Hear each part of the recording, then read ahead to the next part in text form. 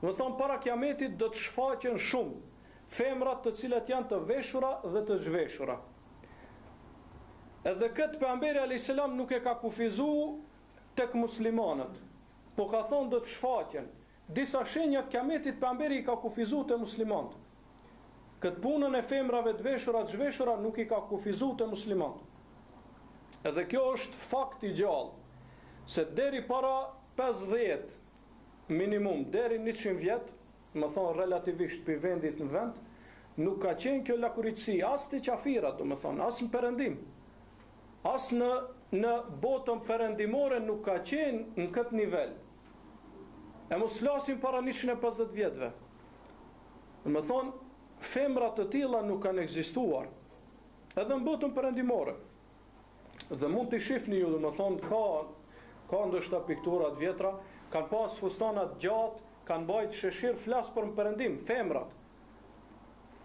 Dihet, s'kanë qenë mbuluara si muslimanët, si duhet komplet, mirë po nuk kanë qenë këtë nivel.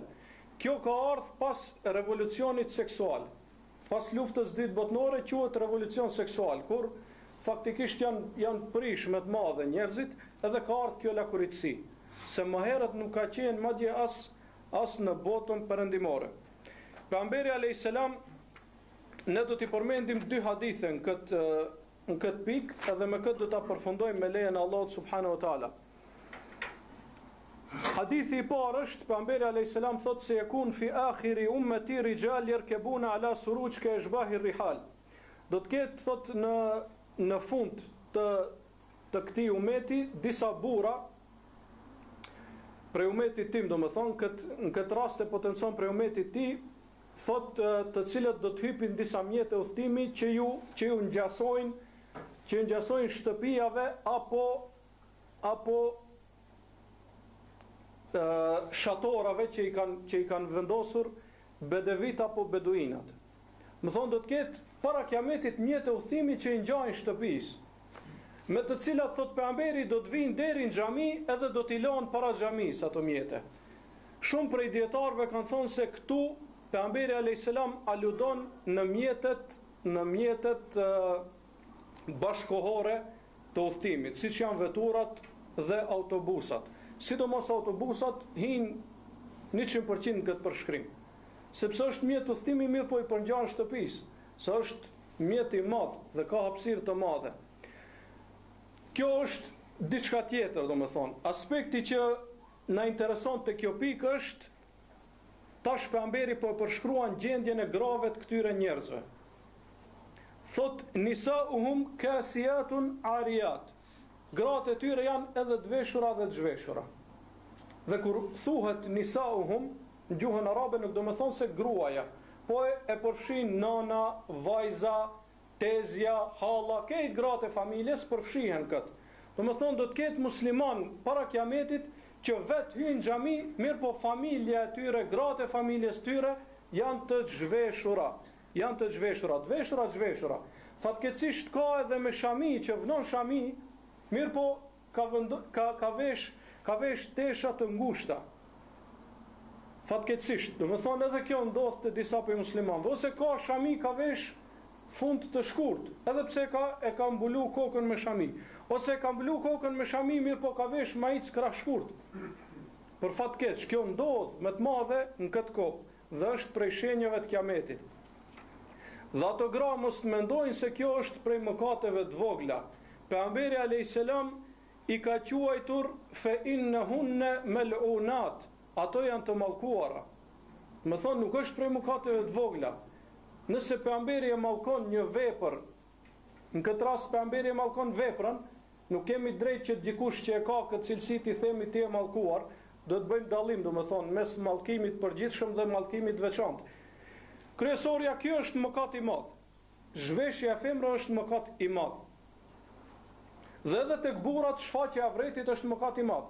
Mirë, po pse potencohen femrat? Sepse tek ato do të përhapet shumë kjo.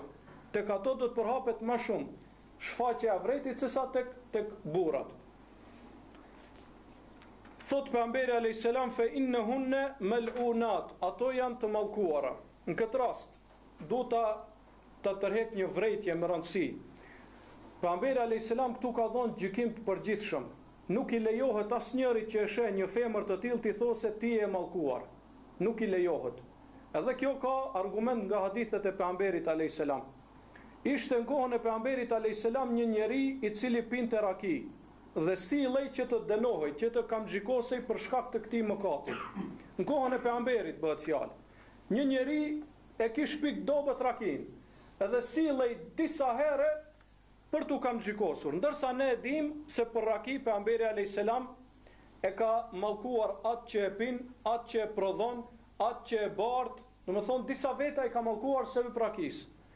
E tash kur e sollën për s'di sa herë këtë njeri, e sollën për herën ndoshta 5, 10, Allahu alem, njëri prej sahabëve mo isht hidhruar me këtë njerë dhe tha la'anahullah, Allahi e mallkoft. Ma ekthera ma yu'ta bihi, sa shumë është të ardhë për këtë mëkat. Pejgamberi alayhis salam çka i tha? U hidhrua dhe i tha la tal'anhu, mos e mallko. Edhe pse kishte më herët kishte mallkuar për këtë mëkat, mallkim të përgjithshëm pejgamberi alayhis salam. Mirë, po kur erdhi në rast të veçantë i tha mos e mallko, e ndaloi. La tal'anhu, fa innahu yuhibbu Allaha wa rasulahu. Mos e mallko se ai e don Allahun dhe pejgamberin alayhis salam. E pa domethënë aspektin pozitiv të atij njeriu.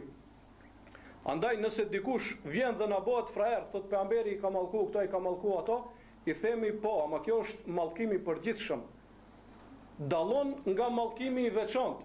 Shikoj rastin kur ka rasti i veçantë se sa më mëshirë është sjell pejgamberi alayhis salam dhe i ka ndaluar shokët e tij që ta mallkojnë. Andaj kjo është një vërejtje shumë e rëndësishme. Kjo kur folim për mallkimin, mos flasim për shpalljen e njerëzve qafira apo bidatxhi apo diçka tjetër që është edhe më e madhe. Duhet kemi dallim ndërmjet gjykimit përgjithshëm dhe gjykimit të veçantë. Nuk do të thonë se një gjykim i përgjithshëm patjetër që të zbres mbi një person të veçantë.